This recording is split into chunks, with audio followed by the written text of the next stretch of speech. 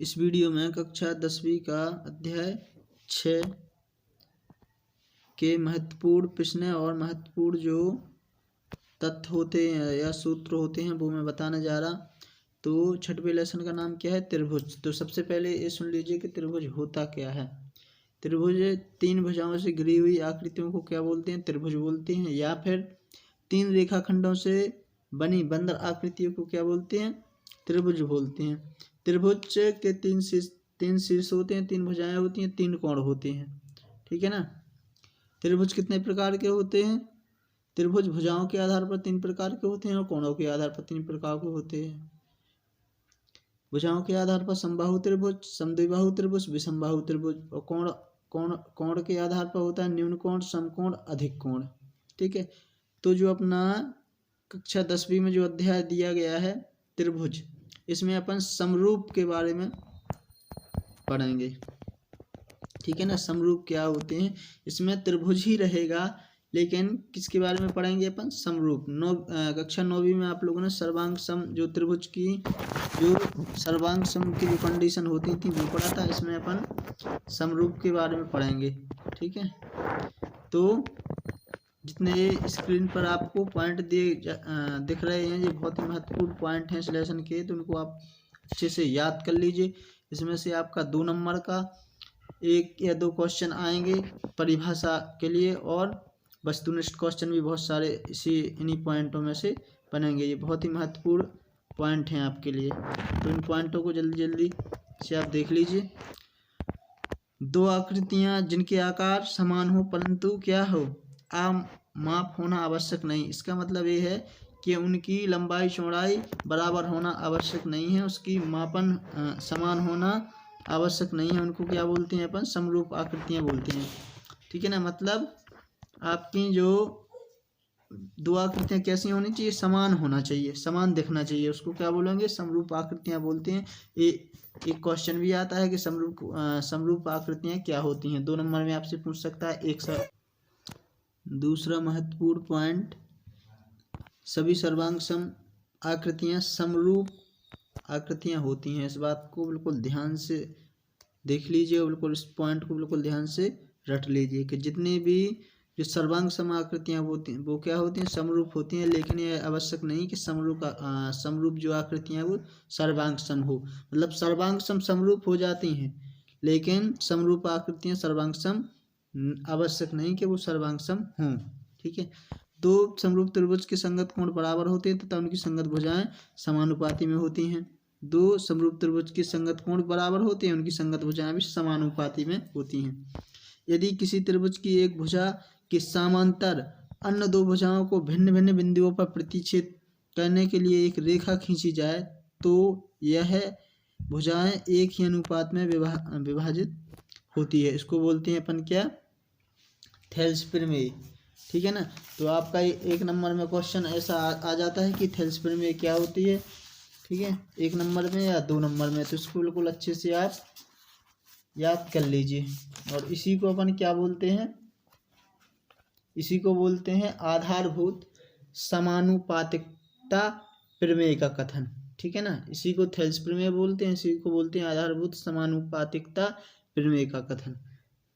इसके बाद यदि एक रेखा किसी त्रिभुज की 2 भुजाओं को एक ही अनुपात में विभाजित करे तो वह तीसरी भुजा की समांतर होती है। इसको बोलते हैं थेल्स प्रमेय का विलोम। इनको बिल्कुल याद कर लीजिए। इसके बाद जो समरूप आकृतियों की कंडीशन होती है, त्रिभुजों की कंडीशन होती है, वो देख लीजिए। 2 त्रिभुजों में संगत कोण बराबर हों। ठीक है ना। उनकी संगत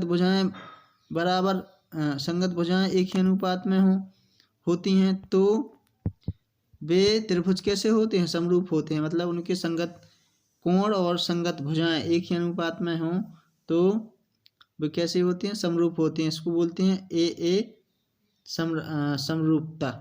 ठीक है का नियम। यदि 2 त्रिभुजों में एक त्रिभुज के 2 कोण क्रमशः दूसरे त्रिभुज के 2 कोणों के बराबर हों तो भी त्रिभुज कैसे होते हैं? समरूप होते हैं। यदि 2 त्रिभुजों में एक त्रिभुज की भुजाएं दूसरे त्रिभुज की भुजाओं के समानुपाती हों तो उनके संगत कोण बराबर होते हैं, और इसलिए त्रिभुज कैसे होते हैं, समरूप होते हैं। इसको बोलते हैं भुजा भुजा भुजा। इस ऊपर वाला था अपना कोण कोण वाला, ये है अपना भुजा भुजा वाला।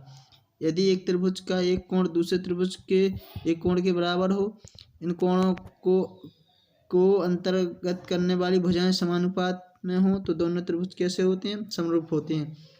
इसको बोलते हैं ऐसे एस, मतलब भुजा कोण भुजा का नियम। ठीक है।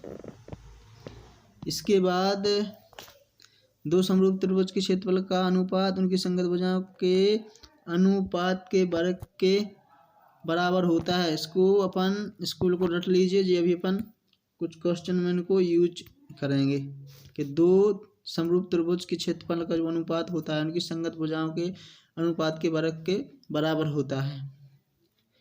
यदि किसी समकोण त्रिभुज में समकोण वाले शीर्ष से कर्ण पर लंब डाला जाए तो इस लंब के दोनों ओर बने त्रिभुज संपूर्ण त्रिभुज के समरूप होते हैं तथा परस्पर भी समरूप होते हैं। एक समकोण त्रिभुज में कर्ण का वर्ग शेष दो भुजाओं के वर्गों के योग के बराबर होता है। इसको बोलते हैं पाइथागोरस प्रमेय। यदि किसी त्रिभुज की एक भुजा का वर्ग अन्य दो भुजाओं के वर्गों के योग के बराबर हो तो पहली भुजा का सम्मुख कोण समकोण होता है। इसको बोलते हैं पाइथागोरस प्रमेय का विलोम। ठीक है। इसके बाद त्रिभुज लेसन के कुछ महत्वपूर्ण फिल इन द ब्लैंक्स यहाँ पर दिए गए, इसमें से एक या दो आ ही जाते हैं। सभी वृत्त कैसे होते हैं, समरूप होते हैं, चाहे कोई बड़ा वृत्त हो चाहे छोटा हो, क्योंकि देखने में वो कैसे होते हैं, एक जैसे होते हैं। सभी वर्ग भी कैसे होते हैं, समरूप होते हैं। सभी त्रिभुज समरूप होते हैं। कौन से वाले, समबाहु वाले, क्योंकि उनकी तीनों भुजाएं एक जैसी होती हैं। इसके बाद भुजाओं की समान संख्याओं वाले दो बहुभुज समरूप होते हैं यदि उनके संगत कोण बराबर हों। ठीक है। उनके संगत कोण कैसे हो, बराबर हो, संगत भुजाएं समानुपाती में हो। तो कौन कौन वृत्त, वर्ग और समबाहु त्रिभुज कैसे होते हैं, समरूप होते हैं। ठीक है। इसके बाद देखो यहाँ पर एक क्वेश्चन दिया गया है, इसमें ये बताना है कि चतुर्भुज समरूप हैं या नहीं हैं। ठीक है।